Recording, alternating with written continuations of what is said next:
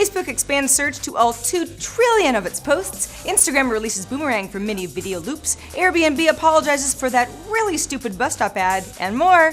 It's Thursday, October 22nd, and this is Crunch Report.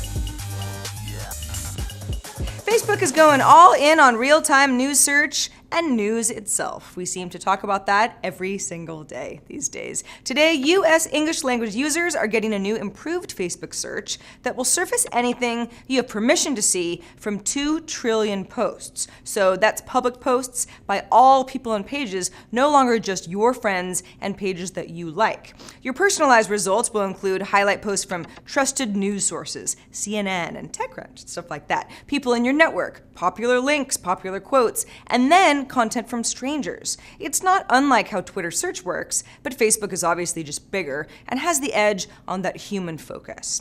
Also, search queries indicate intent. Google taught us that. And more searching means that Facebook could sell more keyword advertising in sponsored search results. Facebook already processes 1.5 billion searches per day, so the potential there is just huge. To be clear, your privacy settings are not changing. It's just that everything that you've ever said will be much easier for other people to find. So that's a good thing to keep in mind. I know you never say anything stupid on Facebook though, so you got nothing to worry about.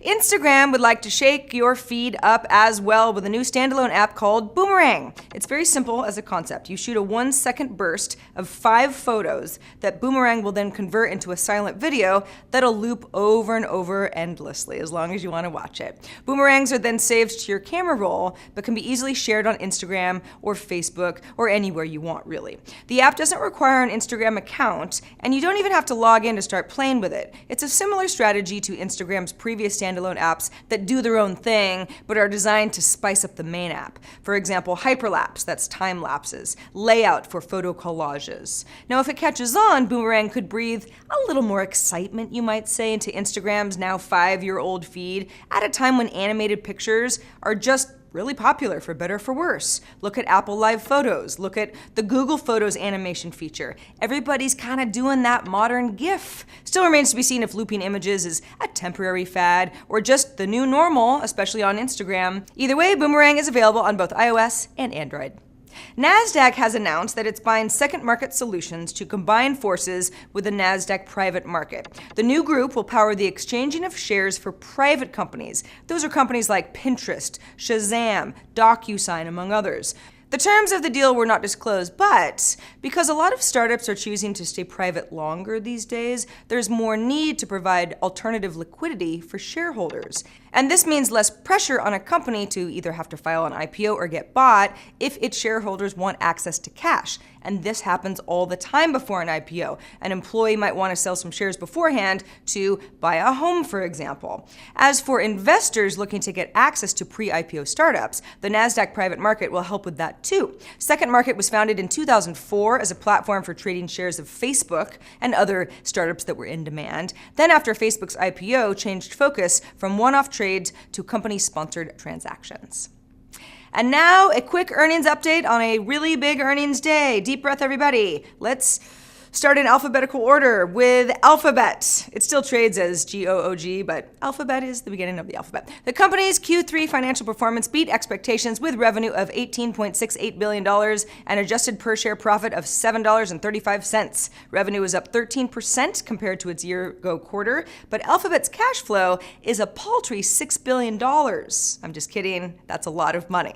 Moving on to Amazon's third quarter. More good news there. The company brought in $25.4 billion in net sales and earnings of 17 cents per share. Those are both above analysts' expectations. Amazon's operating income was $406 million, up from a loss of $544 million in the same quarter a year earlier. Net income, $79 million, also up from a net loss of $437 million from the year-ago quarter. Pretty good. Let's go on to Microsoft now, which is posting numbers in its fiscal first quarter for 2016. 67 cents in adjusted per share profit off non-GAAP revenue of $21.66 billion in the quarter. So we're 3 for 3, beating analysts' expectations. Microsoft is up sharply in after-hours trading on the news.